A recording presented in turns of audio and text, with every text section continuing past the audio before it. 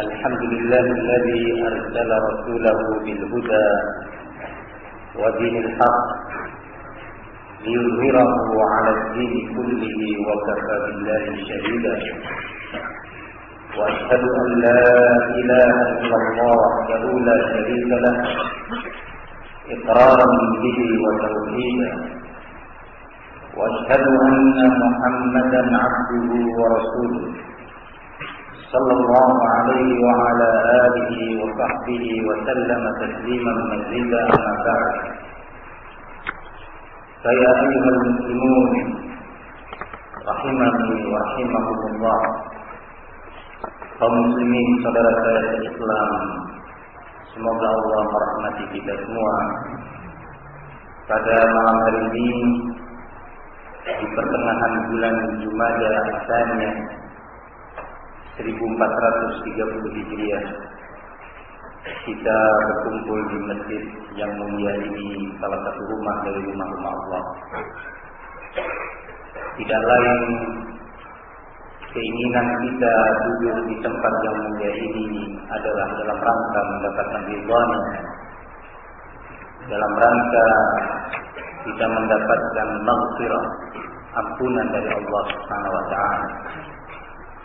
Majlis yang mulia seperti ini yang disebutkan di sana ayat-ayat Allah dan hadis-hadis Rasul sallallahu alaihi wasallam merupakan majlis yang dengannya para malaikat mendoakan mereka-mereka yang duduk di majlis tersebut. Turun kepada mereka sakinah, sebagaimana Rasulullah nyatakan, majtama'a qaumun fi baitin min buyutillah yatluna kitaballah wa yatadarasuna bainahum illa wa nazalat 'alaihim as-sakinah wa ghashiyatuhum ar-rahmah wa haffathum al-malaikah wa dzakara Allah fi man 'indah. Tidaklah berkumpul suatu kaum di sebuah rumah di antara rumah-rumah Allah di muka bumi ini kecuali akan turun kepada mereka as-sakinah, perasaan tentram, hilangnya berbagai problem dan gundah yang menimpa kalbu, dan akan meliputi kepada mereka rahmat Allah, terrahmati jasad mereka, Allah rahmati iman mereka sehingga bertambah iman di atas iman, Allah rahmati keluarganya, Allah rahmati seluruh urusannya, dan tak seorang pun dari kita kecuali memang kita butuh pada rahmat Allah. Kalau bukan karena rahmat Allah pula, kita mungkin tidak akan bisa melangkahkan kaki ke rumah Allah yang mulia ini. Tidak mungkin bagi kita bisa meninggalkan segala kesibukan dan segala kenikmatan duniawi untuk kita duduk bersimpuh di rumah Allah ini. Oleh karena itu, di antara zikir yang diajarkan kepada kita oleh Rasulullah SAW adalah haula wala quwwata illa billah. Tidak ada daya untuk kita melakukan ketaatan, tidak ada kekuatan untuk kita meninggalkan kemaksiatan kepada Allah kecuali semua dengan pertolongan Allah Subhanahu wa taala. Kemudian Rasulullah melanjutkan, wa habbathumul malaikah, para malaikat pun melingkupi mereka dengan doa-doa. Doa malaikat kepada hamba Allah yang berada di masjid, berzikir, melakukan tilawatul Quran. Kaum yang tadi duduk di masjid dalam rangka membaca Al-Quran dan mempelajarinya, mengkajinya, mengerti makna dan hukum-hukum Al-Quran, maka para malaikat mendoakan dengan doa, Allahumma ighfir lahu, Allahumma arhamhu. Ya Allah, ampuni hamba ini, ya Allah, rahmati dia. Malaikat makhluk Allah yang tidak pernah bermaksiat. La ya'suna Allah ma amarahum wa yaf'aluna ma yu'marun. Makhluk Allah yang Allah beritakan di dalam surat At-Tahrim, mereka tidak pernah melanggar perintah Allah dan selalu merealisasikan seluruh perintah Allah. Makhluk inilah yang sedang berdoa kepada kaum yang duduk di sebuah masjid, membaca Al-Quran dan mempelajari hukum dan makna Al-Quran tersebut. Kemudian yang keempat, wa dzakarallahu fi man 'indah. Allah sebut-sebut nama hamba-hamba tersebut Allah puji-puji di hadapan para malaikat. Semoga majelis kita termasuk majelis yang seperti itu. Semoga Allah Subhanahu wa taala menggolongkan kita kepada hamba-hambanya yang muttaqin. Para hadirin yang saya muliakan, tempat tadi saya isyaratkan bahwa tak seorang pun dari kita ini kecuali semuanya butuh kepada Allah. Semua kita dan semua makhluk itu adalah fakir kepada Allah Subhanahu wa taala, butuh kepada Allah. Dan Allah sedikit pun tidak butuh kepada kita semuanya. Itulah yang Allah sebutkan di dalam ayatnya, ya ayyuhan nas antumul fuqara'u ila Allah wallahu huwal ghaniyyul hamid. Wahai sekalian manusia, sesungguhnya kalian semua itu fakir, butuh kepada Allah, dan Allah itu Al-Ghani, yang maha tidak butuh, maha kecukupan, Al-Hamid, yang maha terpuji dalam semua af'alnya, semua keputusan dan kebijakannya. Itulah Allah Subhanahu wa taala, Rabbul Alamin, yang semua makhluk membutuhkan Allah Subhanahu wa taala, membutuhkan perlindungannya, membutuhkan hidayahnya, membutuhkan taufiknya. Para hadirin yang saya muliakan, dan tadi saya katakan bahwa Allah sedikit pun tidak butuh kepada kita semuanya. Dalam salah satu al-hadits al-qudsi yang sangat panjang sekali, di antaranya yang sangat terkait dengan pembahasan kita adalah Allah menyatakan dalam hadis tersebut, ya ibadi, law anna awwalakum wa akhirakum wa insakum wa jinnakum ala atqa qalbi rajulin wahidin minkum ma zada dhalika fi mulki syai'an.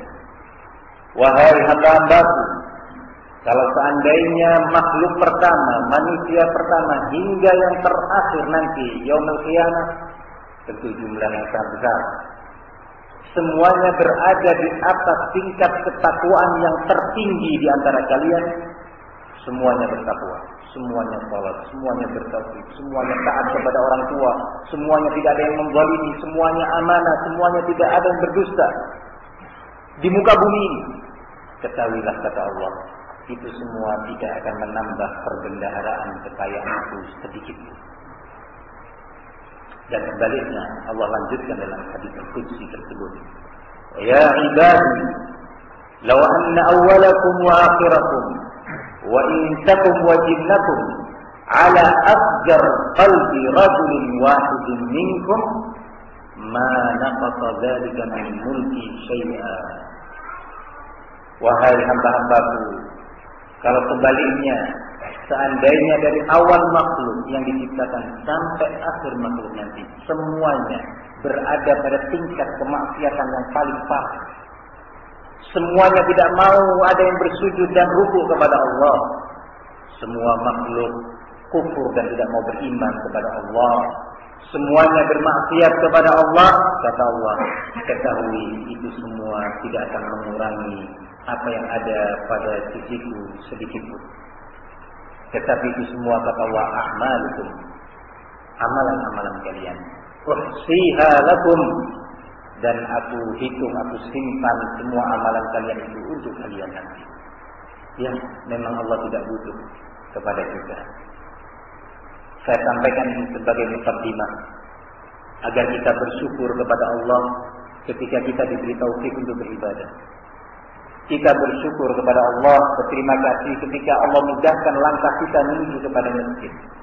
Jangan sampai ada sedikit pun di kalbu kita sifat na'udzubillah takabbur, bahwa itu semua murni karena ketakwaan kita. La haula wala quwwata illa billah. Dalam ayat yang tadi kita dengarkan bersama, Allah lanjutkan pada ayat berikutnya. Setelah Allah menyatakan ya ayyuhan nas antumul fuqara'u ila Allah wallahu huwal ghaniyyul hamid, kemudian Allah lanjutkan, iyyasha yudhibkum wa ya'ti bi khalqin jadid wa ma dzalika 'ala Allah bi'aziz. Kalau Allah kehendaki, Allah akan binasakan kalian semuanya. Kemudian Allah ciptakan makhluk baru, manusia baru yang taat kepada Allah, tidak sombong kepada Allah. Dan yang demikian kata Allah, wa ma dzalika 'ala Allah bi'aziz. Bukan suatu yang sulit bagi Allah. Ya, bukan suatu yang sulit karena bumi yang kita berjalan di atasnya adalah bumi Allah. Makhluk Allah. Salah satu hamba Allah yang taat kepada Allah dengan perintah apapun. Lautan yang tidak jauh dari sebelah kita ini juga milik Allah. Hambanya Allah. Jika Allah perintahkan dengan sebuah perintah, dia tidak akan pernah menolak perintah Allah Subhanahu wa taala. Seluruh makhluk ini adalah hamba-hamba Allah. Para hadirin yang saya muliakan, nikmat, berbagai nikmat telah kita terima. Tak cukup waktu untuk kita menghitungnya dan menyebutnya satu persatu. Baik nikmat yang terkait dengan fisik dan jasad kita, pribadi atau fisik dan jasad keluarga kita dan rumah tangga kita, masyarakat kita dan negeri kita, ataupun nikmat yang bersifat maknawi yang terkait dengan qalbu kita, iman kita, Islam kita. Tak terhitung semuanya itu. Wa in ta'uddu ni'matallah la tuhsuha. Sudah Allah pastikan, kalau kalian berupaya untuk menghitung-hitung nikmat Allah, pasti kalian tidak akan mampu. Dan Allah yang Maha Ghafur, Allah yang Rahman, yang Rahim, yang Latif,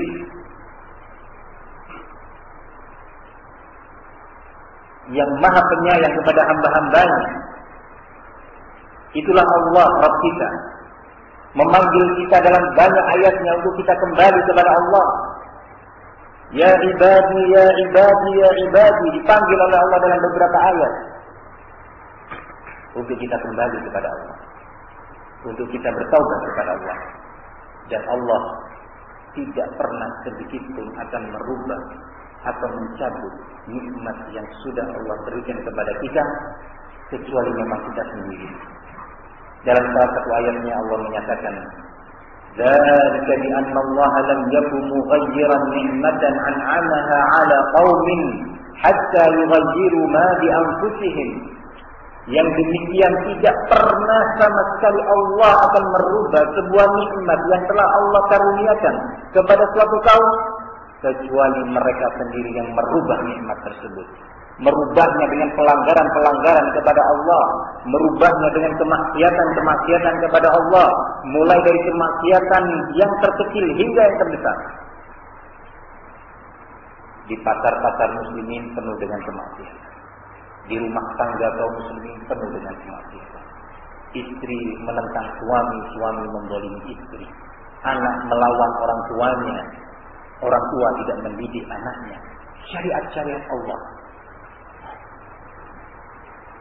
Di tempat-tempat yang lainnya pun, di saat kita duduk di masjid ini yang mulia ini, semoga Allah terus menambah berkah kepada masjid ini. Saat kita duduk menyebut nama Allah, menyebut ayat, menyebut hadis, di waktu yang sama sekarang hamba-hamba Allah di bumi Allah sedang bermaksiat. Mungkin di ujung sebelah sana ada yang sedang mengurangi hak saudaranya. Mungkin di sebelah sana ada yang ingin merampas harta waris saudaranya. Mungkin di sebelah sana ada yang berdusta, ada yang menzalimi, ada yang sedang melawan kepada orang tuanya, ada yang menyekutukan Allah, ada yang menentang Rasulullah Sallallahu Alaihi Wasallam, dan berbagai kemaksiatan yang tidak mungkin kita hitung. Sekarang ini, di waktu yang kita tadi sujud, ruku, sholat, meminta ampun kepada Allah. Di waktu yang sama, hamba-hamba Allah sebagian yang lainnya sombong kepada Allah, tidak mau memenuhi panggilan Allah melalui lisan muadzin. Hayya 'alas shalah, hayya 'alas shalah. Dipanggil oleh Allah untuk menuju kepada al-falah. Hayya 'alal falah, tetapi subhanallah, panggilan tersebut seolah-olah tidak menyentuh qalbunya. Para hadirin, inilah kondisi umat yang sekarang seperti ini.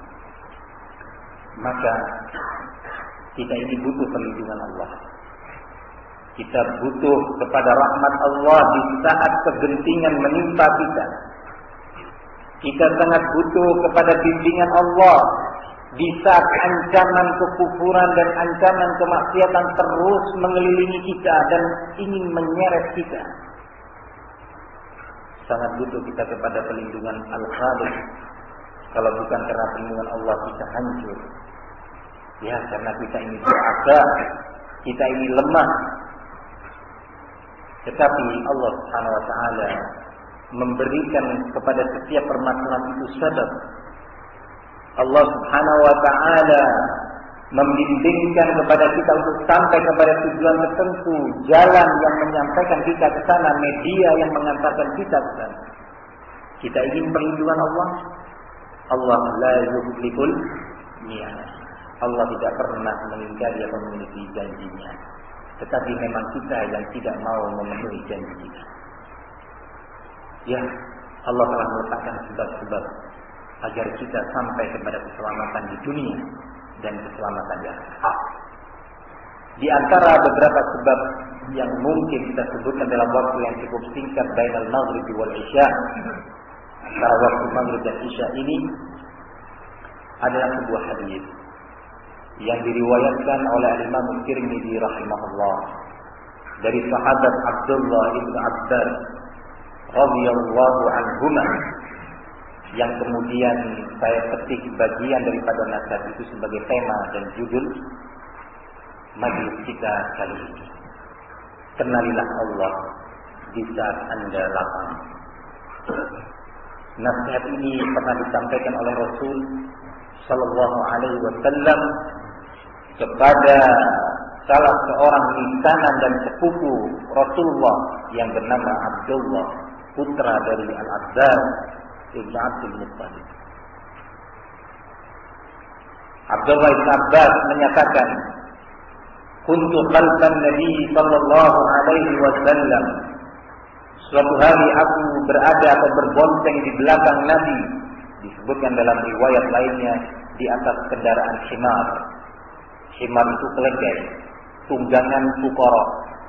Himar itu tunggangan orang-orang miskin untuk kepentingan kesehariannya. Rasulullah membonceng saudara misalnya yang masih kecil ini, menunjukkan kasih sayang beliau dan rahmah beliau. Digonceng anak kecil ini oleh Rasulullah SAW. Di dalam kondisi yang seperti itu, Rasulullah memanfaatkan suasana itu untuk menanamkan akidah, untuk menanamkan tauhid, untuk menanamkan akhlak kepada sang anak muda yang masih kecil. Dimulai dengan panggilan, ya ghulam, inni u'allimuka kalimatin. Wahai anak muda, panggilan ya ghulam adalah panggilan rahmat, panggilan kasih sayang. Hendaknya begitulah kita meniru Rasul. Ketika kita hendak menyampaikan al-haq, hendak menasihatkan kepada putra dan putri kita, apalagi mau menyampaikan al-haq kepada orang yang lebih berumur dari kita atau lebih lagi orang tua kita, sampaikanlah dengan kata-kata yang terbaik, sampaikan dengan penuh hikmah, karena dengan itu kita akan dirahmati oleh Allah. Maka Rasulullah memanggil anak muda ini dengan panggilan ya ghulam, wahai anak muda. Maka Ibn Abbas segera menyambut seruan Rasulullah SAW. Inni wa'allimuka, aku akan mengajarkan kepadamu kalimatin, beberapa nasihat penting. Kemudian Rasulullah memulai nasihatnya, yang semoga kita bisa mengambil pelajaran sebagaimana Abdullah bin Abbas mengambil pelajaran dari nasihat beliau. Kata Rasulullah, ihfazillah yahfazka, ihfazillah tajidhu tujahak. Jaga Allah, pasti Allah akan menjagamu. Jagalah Allah, pasti pertolongan Allah akan selalu bersamamu. Kamu dapati selalu di hadapanmu pertolongan Allah. Jadi penjagaan Allah itu akan datang dengan sebuah sebab. Sebuah sebab itu disebut oleh Rasulullah SAW. Ihfazillah. Kata para surahul hadis, para ulama penjelas hadis ini, makna ihfazillah, jagalah Allah, yakni jaga syariat Allah dan batas-batas agamanya. Apa yang Allah perintahkan di dalam Al-Quran atau melalui lisan Rasulnya yang diutus oleh Allah untuk menyampaikan syariat ini, maka jalani. Dan apa yang dilarang oleh Allah Subhanahu wa taala atau dilarang oleh Rasulnya sallallahu alaihi wasallam, segera tinggalkan. Jika kau lakukan ini, pasti Allah akan menjagamu, menjaga imanmu untuk terus istiqamah sampai datang kepada kita malakul maut. Dijaga oleh Allah ibadah kita untuk terus istiqamah di atas ibadah yang dibimbingkan oleh Rasulullah sallallahu alaihi wasallam. Dijaga keluarga kita untuk terus dilindungi di dalam Islam ini. Ya, Allah akan menjaga kita di saat kita menjaga batas-batas syariat Allah. Kita akan selalu mendapatkan pertolongan Allah dengan bentuk pertolongan yang Allah kehendaki di saat kita menjaga syariat Islam di dalam seluruh urusan kita. Menjaga batas-batas agama Allah, baik terkait dengan urusan akidah kita, menjaga batas-batas agama Allah, baik terkait dengan urusan ibadah kita ataupun muamalah dan akhlak kita. Menjaga syariat Allah. Menjaga pula syariat Allah, baik terkait dengan urusan pribadi kita dengan Allah secara langsung, atau terkait dengan tanggung jawab kita sebagai pemimpin rumah tangga terhadap istri dan anak-anak kita, atau menjaga syariat Allah antara hubungan kita sebagai seorang muslim dengan tetangga kita yang muslim yang lainnya, karena tetangga juga punya hak-hak yang diatur di dalam syariat ini.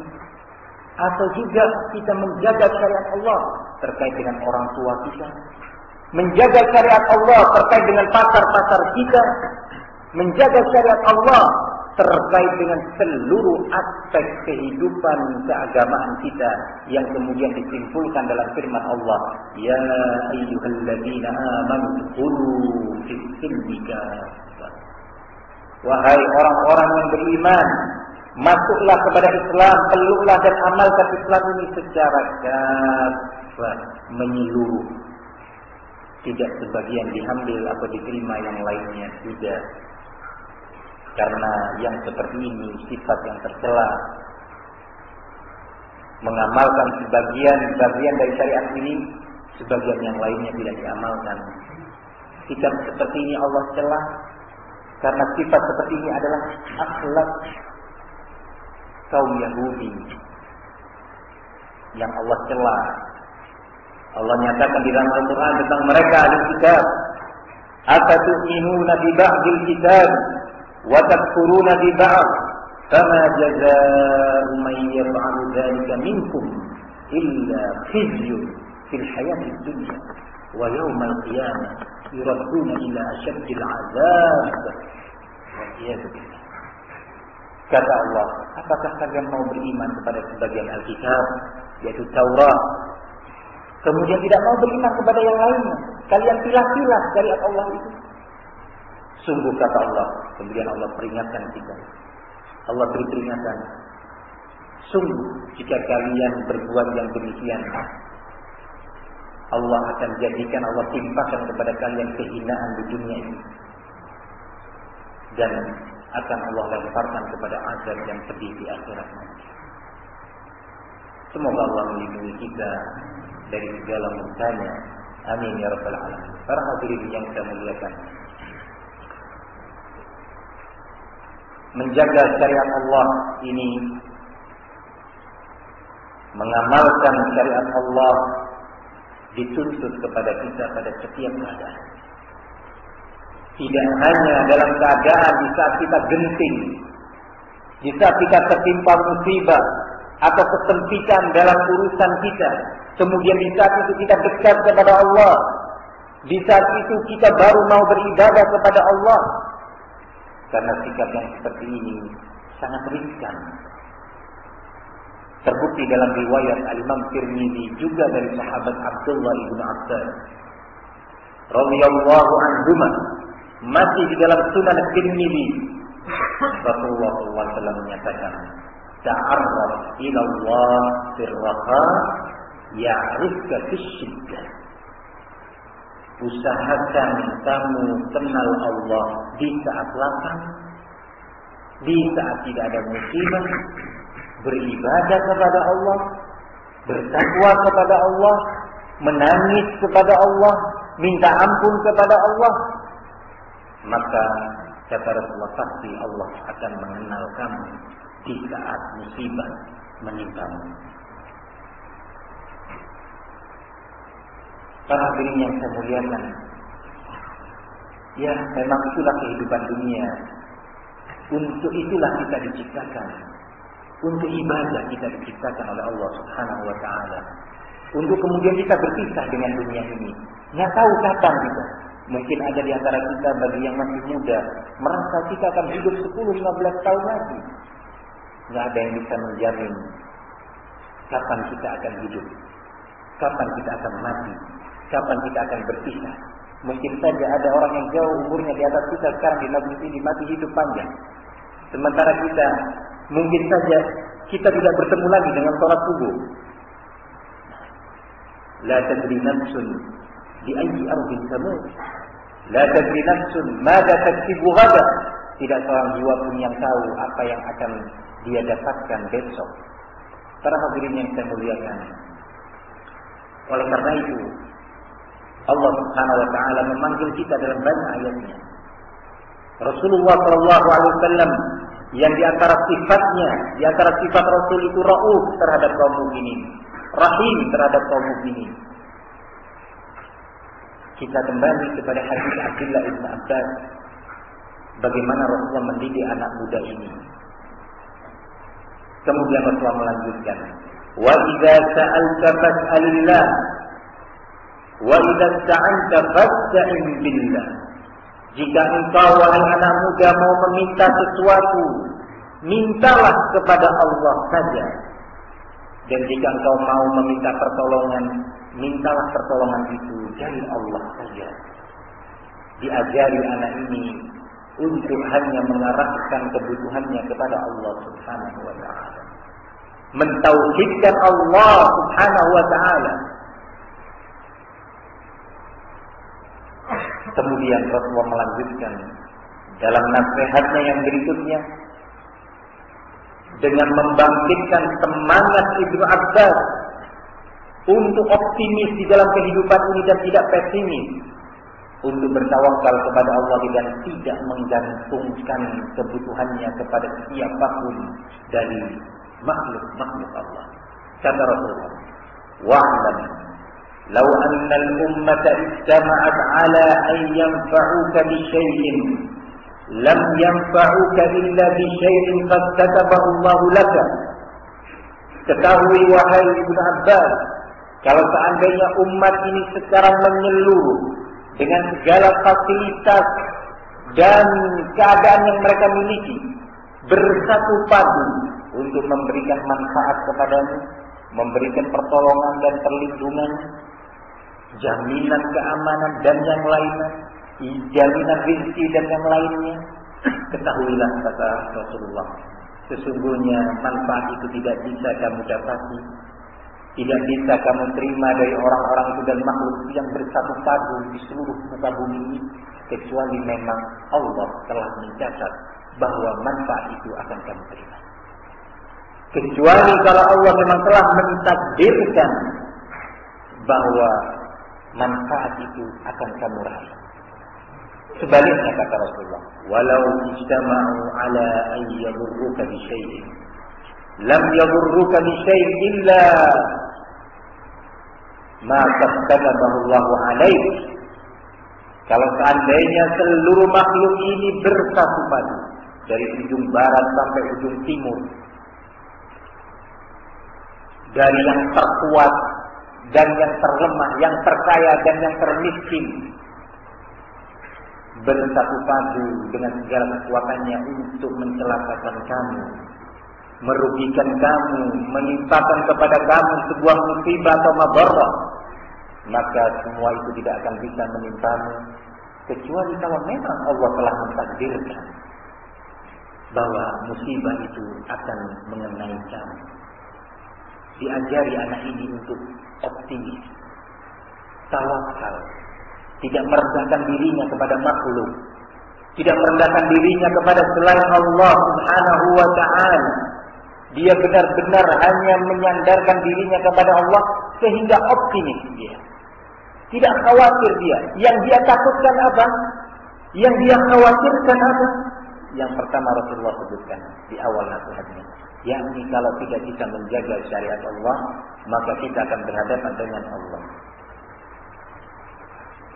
Para hadirin yang saya muliakan, nasihat mulia ini kita diajarkan oleh Rasulullah SAW beberapa faedah penting. Faedah penting yang pertama adalah bagaimana kesungguhan Rasulullah, keseriusan beliau untuk mendidik umat, perhatiannya yang sangat sungguh-sungguh untuk mendidik generasi yang besar. Ibnu Abbas yang tergolong masih muda dididik dengan penuh kelembutan, diajarkan oleh Rasulullah untuk takut kepada Allah, suatu modal besar bagi sebuah keberhasilan di dunia dan keberhasilan di akhirat nanti. Maka kita ini semuanya dituntut pula untuk meneladani Rasulullah SAW dengan menyiapkan generasi yang akan datang, di mana mereka akan hidup di sebuah masa kita tidak bisa melihatnya atau merasakannya. Maka harus dipersiapkan generasi tersebut dengan persiapan iman, persiapan takwa, persiapan ibadah, persiapan Islam. Ya, terkhusus kita yang telah diberi tanggung jawab amanah yang Allah sebutkan di dalam Al-Quran. Ya ayyuhalladzina amanu qu anfusakum wa ahlikum nara. Wahai sekalian orang-orang yang beriman, bentengi diri kamu dan keluarga kamu, istri dan anak, dari azab an-nar. Ini adalah syariat. Ayat ini mengandung sebuah syariat bagi kita semuanya kaum mukminin, karena yang dipanggil oleh Allah dengan panggilan ya ayyuhalladzina amanu. Tidak menyatakan ya ayyuhan nas, sifatnya umum. Kalau ini sifatnya khusus bagi orang-orang yang beriman, kaum mukminin, dan kita termasuk insyaallah di dalamnya. Maka panggilan ini berlaku untuk kita, merupakan syariat bagi kita. Kita memulai penerapan syariat Islam itu dari sekup yang paling kecil, dari lingkungan yang terkecil dan tersederhana, yaitu kehidupan pribadi kita dan rumah tangga kita. Sebagian ulama menyampaikan sebuah kata pepatah yang indah sekali, dan ini nasihat bagi kita semuanya yang menginginkan tentunya negeri kita, tempat kita hidup ini diterapkan padanya syariat Islam. Tak seorang muslim, tak seorang mukmin, saya yakin, yang beriman kepada Allah dan hari akhir kecuali mendambakan negerinya menjalankan syariat Islam. Tetapi itu semua tidak bisa dengan angan-angan, tidak bisa hanya dengan jeritan-jeritan di jalan-jalan atau dengan spanduk-spanduk, tidak. Tetapi kata para ulama, aqim daulatal Islam fi nafsik tuqam fi ardik. Tegakkan negara Islam pada dirimu sendiri dulu, pasti Allah akan memberikannya untuk negerimu. Kita dulu punya kesiapan untuk menjalankan syariat Islam. Di antara syariat Islam yang tadi kita dengarkan dalam surat At-Tahrim, Wahai orang-orang yang beriman, bentengi diri kami sendiri dan keluarga kalian dari azab an-nar. Maksudnya bagaimana membentengi diri kita dan keluarga kita dari azab an-nar? Yaitu dibentengi dengan amal-amal saleh dan menjauhkan segala media, segala amalan yang mendatangkan murka Allah. Sekarang ini berbagai media yang mengandung unsur pengerusakan kepada generasi ini telah menyerang rumah-rumah umat Islam. Berbagai macam bentuk media, kehidupan perdukunan melalui media. Bagi yang ingin mengetahui nasibnya, mengetahui pekerjaannya, rezeki dan jodohnya, silahkan kirim ke nomor sekian, ketik, rek. Masuk ke rumah tangga kita, dilihat oleh istri kita, dilihat oleh anak-anak kita, putra-putri kita. Mungkin kita merasa yakin bahwa istri-istri kita telah terbentengi dengan akidah. Kita merasa yakin bahwa istri kita dan anak-anak kita tidak akan terpengaruh. Siapa yang bisa menjamin? Al-qulub baina asbu'ain min asabi'ir rahman. Oleh karena itu Rasulullah menyatakan, Allahumma ya muqallibal qulub, tsabbit qulubana ala dinik. Kalau ini doanya Nabi, manusia paling bertakwa, takut mati, kalbunya itu berbalik. Lalu bagaimana dengan kita yang dhaif, yang lemah? Bagaimana dengan istri kita yang memang pada dasarnya wanita itu naqisatu aqlin wa dinin, sangat kurang tingkat akalnya dan tingkat keagamaannya? Maka kita wajib menyayangi mereka dengan melindungi. Kita bentengi rumah kita. Siapa yang bisa menjamin bahwa suatu waktu putri kita penasaran, ketika dia mau tidur, dia kirim, siapa tahu saya ingin tahu siapa jodoh saya. Dia kirim nomor. Kemudian dapat balasan, ramalan, yang itu adalah kesyirikan akbar. Para hadirin yang saya muliakan, tanpa kita sadari, tanpa kita kira, putri kita telah jatuh kepada sebuah pelanggaran besar dalam syariat Islam. Maaf saja, dosa kesyirikan itu melebihi dosa khamr, walaupun dosa khamr itu besar. Lebih besar dari dosa narkoba, walaupun dosa narkoba itu sangat besar. Tetapi dosa kesyirikan ini jauh lebih besar di sisi Allah Subhanahu wa taala. Orang yang meninggal dunia dalam keadaan belum meminta ampun dari dosa kesyirikan yang dia lakukan tidak akan pernah diberi ampun selama-lamanya. Tapi dosa yang lainnya yang dibawa kesyirikan tingkatannya, walaupun kita berlindung kepada Allah, semoga Allah lindungi kita dan keluarga kita. Tapi kalau kita meninggal dunia belum minta ampun, mungkin saja Allah akan mengampuninya. Kalau tidak diampuni, ya mungkin dia diazab oleh Allah kadar sesuai dengan dosanya. Entah 1000 tahun diazab atau 2000 tahun, kurang atau lebih, wallahu a'lam. Tapi kalau syirik berlanjut dan berlanjut, khalidina fiha abadan, maka dari itu jangan berspekulasi kita. Jangan merasa aman terhadap istri-istri kita dan anak-anak kita. Belum lagi di pelanggaran-pelanggaran yang lainnya. Dibiarkan istri kita menonton sinetron. Yang di sinetron itu mungkin kita lihat daripada istri kita keluar, biarkanlah di rumah, ya kan? Daripada keluyuran ke pasar malam, ke mal-mal, biarkan aja di rumah. Terkesan baik, tetapi tanpa kita sadari bahwa di situ ada sebuah alat pengerusak yang sangat besar. Di sinetron itu ditunjukkan bagaimana seorang istri melawan kepada suaminya. Bagaimana seorang istri tidak mau makan semeja karena dia sedang marah kepada suaminya. Padahal itu haram hukumnya kepada seorang istri membentak suami, memecahkan piring, menutup pintu dengan keras di hadapan suami. Rasulullah menyatakan, "Lau kuntu amuru ahadan bi ayyasjuda li ahadin la amartul mar'a an tasjuda li zawjiha." Kalau aku seandainya boleh memerintahkan seorang makhluk bersujud kepada makhluk, karena memang sujud tidak boleh kecuali hanya untuk Allah, maka aku akan suruh seorang istri untuk bersujud kepada suaminya.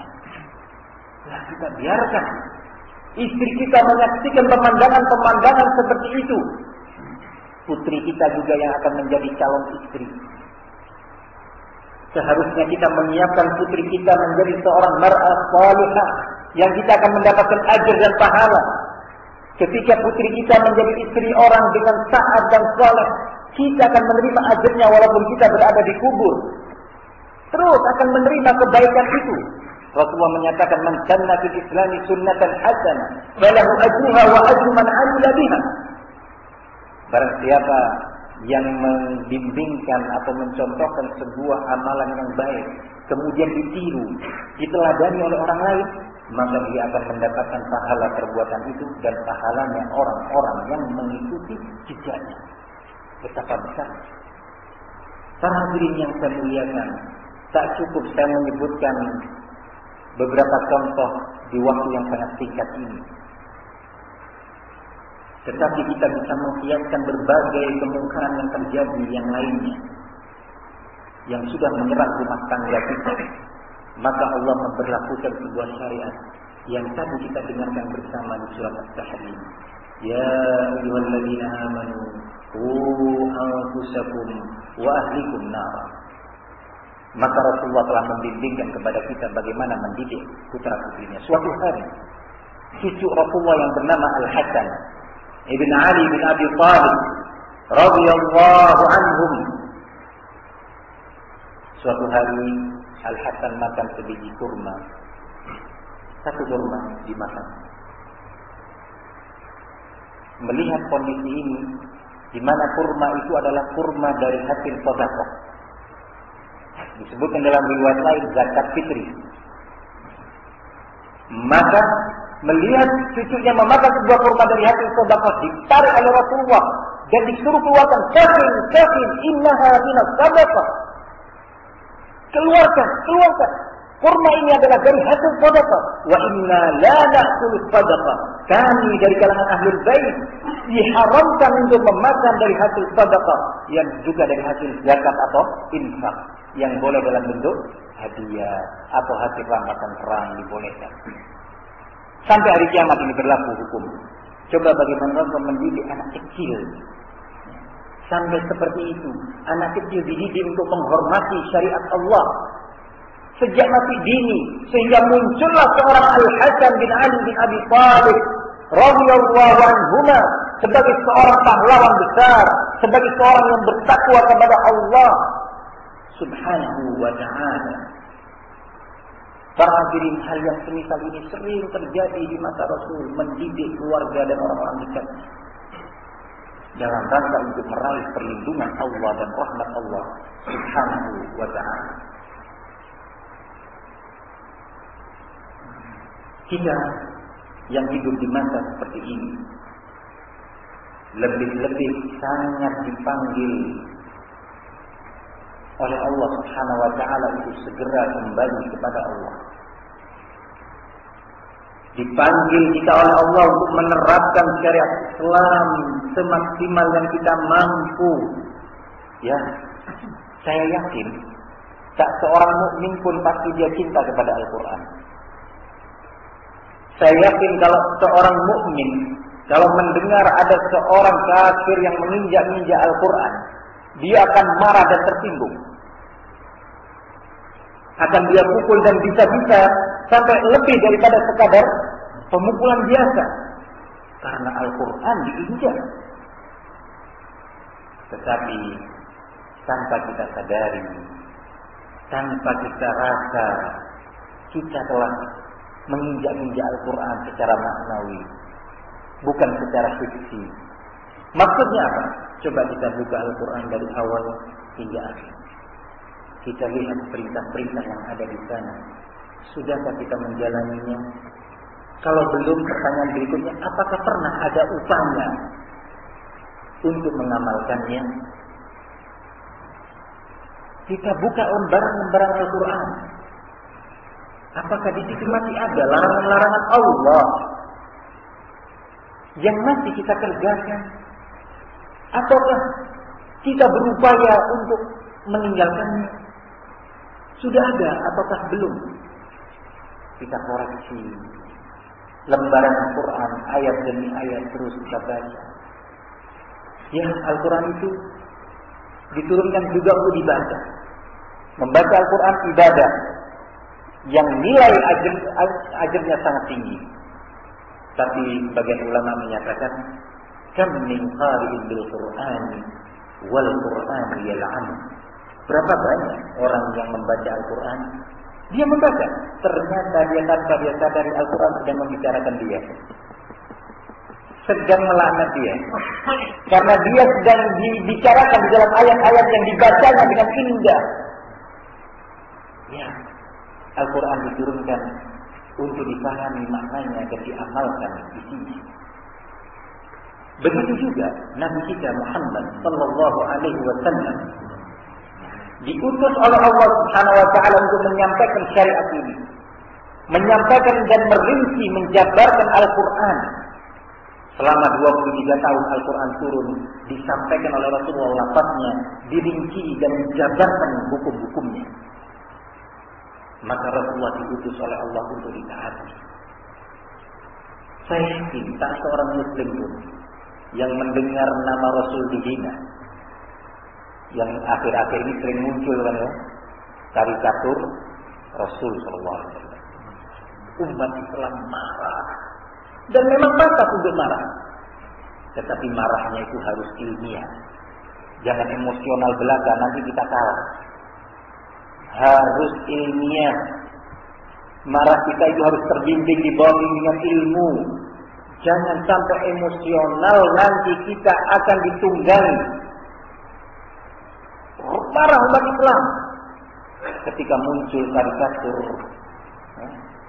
Rasulullah SAW yang digambar atau dilakukan oleh orang-orang kafir di negeri kafir. Maka umat Islam marah dengan demo-demo di jalan-jalan, menyerukan pemboikotan terhadap produk-produk Yahudi. Ternyata kita lihat kondisi ini, kita lihat dan kita baca keadaan kita, tanpa kita rasa kadang-kadang kita ini sudah merejekkan Rasulullah SAW. Ya, kalimat ini cukup menyentak. Cukup menyentak kita. Bagaimana kita bisa dianggap meremehkan Rasulullah ketika Rasulullah memerintahkan suatu perintah, kita tidak segera mengamalkannya. Kita menundanya, kita menjauhinya dengan berbagai alasan. Padahal itu Nabi, padahal Allah Subhanahu wa taala menyatakan di dalam Al-Quran, ya ayyuhalladzina amanu la tuqaddimu baina yadayillahi wa rasulih. Wahai orang-orang yang beriman, janganlah kalian mengedepankan satu perkataan siapapun di atas perkataan Allah dan Rasulnya. Dalam ayat berikutnya masih di dalam surat Al-Hujurat, ya ayyuhalladzina amanu la tarfa'u aswatakum fawqa sawtin nabi wa la tajharu lahu bil qaul kajahri ba'dikum li ba'd. Ini ayat 2 ayat ini berbicara tentang kedudukan Rasul sallallahu alaihi wasallam dan hak beliau atas kita. Di ayat kedua Allah mengatakan, wahai orang-orang yang beriman, jangan sekali-kali kalian mengangkat suara kalian di atas suara Rasul. Kata sebagian ulama, kalau dahulu Rasulullah masih hidup jelas maknanya. Setelah Rasulullah meninggal, jangan kalian mengangkat suara kalian di atas hadis-hadis Rasul, di atas sunnah Rasul sallallahu alaihi wasallam. Ya, kita semua mencintai Nabi, tetapi cinta itu butuh realisasi. Kita semua butuh kepada syafaatnya Rasul sallallahu alaihi wasallam di hari kiamat nanti. Ya, kita harus berupaya untuk meraihnya dengan amal saleh. Kita harus mengenal siapa Nabi kita, Nabi Muhammad sallallahu alaihi wasallam. Kenapa? Karena dengan kita mengenal Rasul, kita akan mengenal Allah. Dengan kita mengenal Allah, Allah akan lindungi kita dan Allah akan rahmati kita. Contoh buktinya, salah satu ayat di dalam Al-Quran.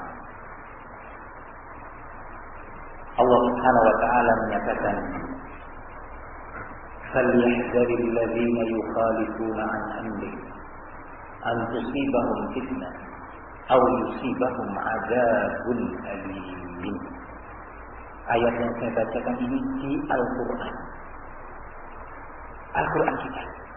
Kata Allah, waspadalah orang-orang yang selalu melanggar perintah Nabi akan ditimpa kepada mereka fitnah, atau akan ditimpa kepada mereka azab yang pedih. Apa maksudnya fitnah? Apa makna fitnah dalam ayat ini? Ya, kita dengan penuh ketawaduan, karena segala keterbatasan yang ada pada kita terkait dengan ilmu tentang Al-Quran. Kita tidak memiliki kemampuan bahasa Arab, kita tidak memiliki kemampuan usul tafsir, kita tidak mengerti tentang nasikh wal mansukh, dan berbagai perangkat ilmu terkait dengan Al-Quran belum kita miliki. Ya, kita kembalikan kepada generasi yang Al-Quran turun di hadapan mereka. Mereka dengar langsung dari Rasul, dididik langsung oleh Rasulullah SAW, yaitu generasi sahabat Nabi Ridwanullah alaihim jami'an. Dengan bahasa mereka Al-Quran turun, Qur'anan Arabiyyan. Dalam ayat lain disebut bilisanin Arabiyyin mubin. Maka salah seorang ulama besar, Al-Imam Ibnu Katsir, dalam kitabnya Tafsirul Qur'anil Azim, menukilkan dari beberapa ulama terdahulu dari kalangan sahabat dan berikutnya bahwa makna fitnah dalam ayat ini yang akan Allah timpakan kepada kita apabila kita melanggar Rasul adalah fitnah dalam bentuk maradul qalbi, penyakit kalbu, sehingga kalbu itu sangat enggan untuk bertauhid kepada Allah dan cenderung untuk menyekutukan Allah. Kalbu itu menjadi enggan untuk melakukan ketaatan kepada Allah dan cenderung untuk melanggar dan melanggar, cenderung bermaksiat. Ini musibah dan penyakit yang besar. Kalau seandainya ayat itu berisi ancaman barang siapa yang melanggar Rasul akan terkena penyakit stroke, mungkin orang akan takut, akan terkena ginjal, gagal ginjal yang harus cuci darah dalam setiap waktu tertentu. Orang akan ketakutan.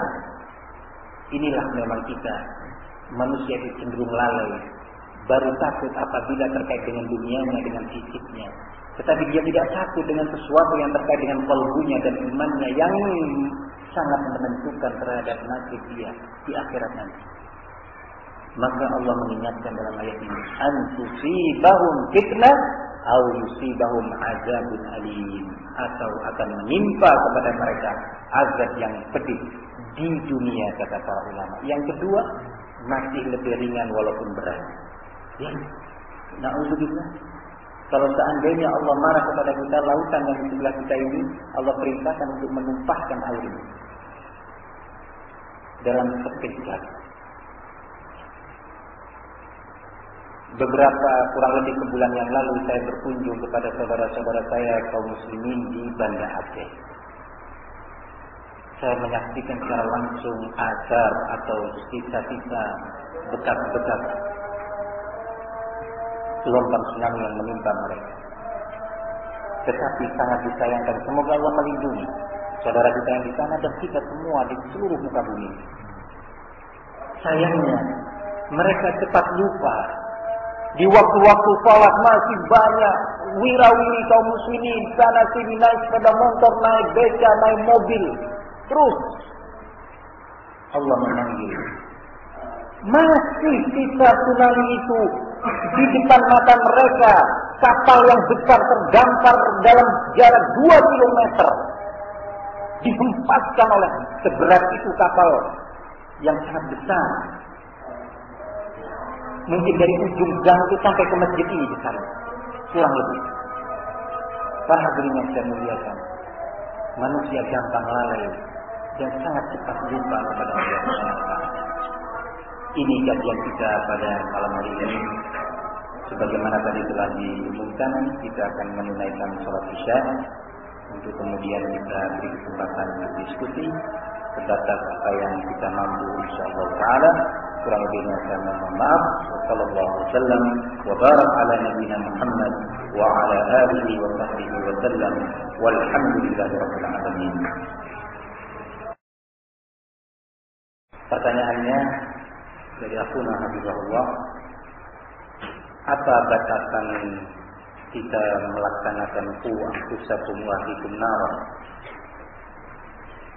Batasannya adalah sebagaimana juga Allah memberikan batasan kepada para nabi. Dalam banyak firman-Nya Allah menyatakan wa ma 'alaina illa al-balagh. Tidak ada kewajiban bagi kami, kata para nabi, kecuali kewajiban menyampaikan. Maka kita menyadari bahwa hidayah itu milik Allah, bukan milik kita. Kita hanya diperintah untuk membimbing, mulai dari urusan-urusan ibadah praktis seperti sholat, puasa dan misalnya, atau membimbing istri dan anak-anak kita untuk bertauhid kepada Allah dan menjauhkan dari segala bentuk kesyirikan yang zahir maupun yang batin. Kemudian mendidik istri dan anak-anak kita di atas akhlak al-karimah yang Islamiyah dari Quran dan Sunnah.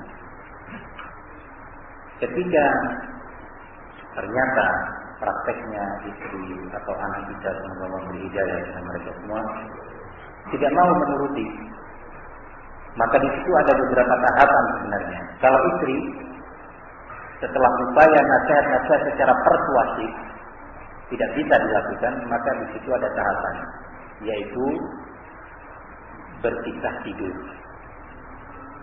Wa farriquhum fil madajih, pisah.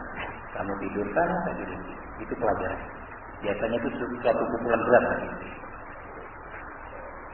Kalau tahapan ini tetap tidak dilakukan, tidak diindahkan, maka berpindah pada tahapan berikutnya, yaitu yang Allah nyatakan fadribuhum. Silakan kalian pukul mereka. Tetapi dalam hadis dirinci, memukul itu darb ghairu mubarrih. Jangan pukulan yang mencederai. Memukul diizinkan secara syar'i, tetapi harus ada batasan. Jangan sampai melanggar batasan syar'i atau batasan medis. Batasan syar'i yang tidak boleh memukul wajah, menampar wajah istri atau anak, haram hukumnya. Saya ulangi, menampar atau memukul wajah istri atau anak haram hukumnya. Karena Rasulullah menyatakan la tadribul wajah. Jangan sekali-kali kalian memukul wajah, sampai-sampai dalam jihad sekalipun. Dalam perang. Dalam perang biasanya sulit mengendalikan ya. Di saat seperti itu masih dilarang menebas wajah walaupun orang kafir. Wajah. Maka jangan sampai kita ringan tangan memukul wajah manusia, apalagi istri dan anak kita.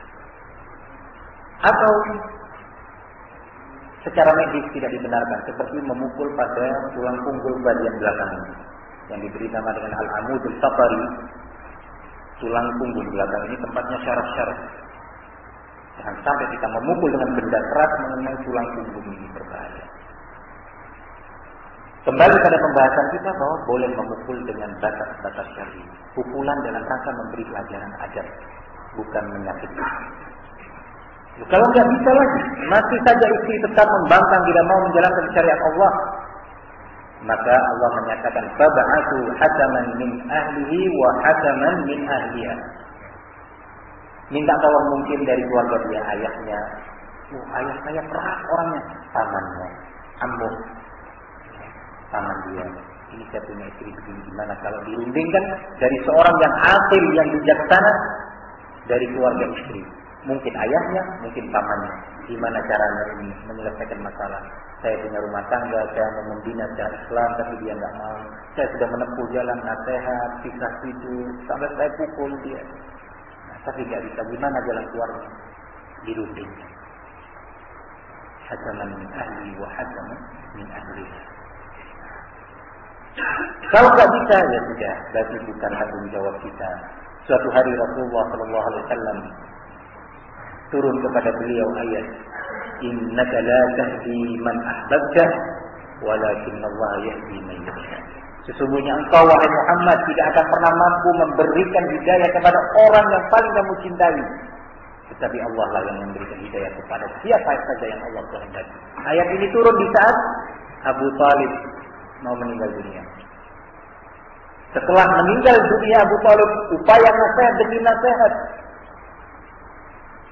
persuasif dilakukan oleh Rasulullah. Tidak mau, masih. Abu Talib masih memilih dengan pernyataannya yang ma'ruf. yang dinukilkan oleh para ulama. Walaqad alimtu anna dina Muhammadin min khairi adyanil bariyati dina walaula al-malamatu wa hadari masabbatin lawajadtani samhan bidzaka mubina, kata Abu Thalib. Sungguh aku telah tahu dan yakin bahwa din yang dibawa oleh Muhammad ini adalah sebaik-baik agama manusia. Kalau bukan aku khawatir celaan dari kaumku, dinyatakan aib oleh kaumku, menerima dakwah Muhammad SAW, pasti aku ada di garda terdepan di dalam menerima Islam. Rasul manusia terbaik akhlaknya, paling hikmah dakwahnya, paling lembut dakwahnya, tetapi tidak mampu memberi hidayah kepada pamannya yang telah membela Rasul. Maka kita diperintahkan berubah, berdakwah dengan penuh hikmah, dengan lembut, dengan baik, dengan tenang. Jauhi sikap-sikap kasar dan keras. Hidayah di tangan Allah. Nabi Allah Nuh alaihissalam yang menyatakan, "Laqad da'utu lailan wa nahar," menyeru kepada Allah di waktu malam dan siang, terus berdakwah dengan penuh hikmah. Tetapi orang dalam, anaknya, ketika menyatakan innahu min ibni, itu anakku ya Allah, qala innahu laisa min ahlik, itu bukan lagi keluargamu, innahu amalun ghairu saleh, sesungguhnya amalan dia tidak saleh. Nabi dari anbiya Allah yang jauh lebih baik dari kita, lebih takwa, lebih berilmu. Maka dari itu kata-kata kita sampaikan dengan penuh ilmu. Kalau sudah selesai, sudah. Apa boleh bersedih? Harus bersedih. Tetapi jangan sampai kesedihan itu membuat kita putus asa. Sedih, Nabi Nuh sedih, Rasul sedih. Wallahu ta'ala a'lam bishawab. Itu jawaban terhadap pertanyaan pertama. Mungkin ada yang lainnya. Saya persilakan.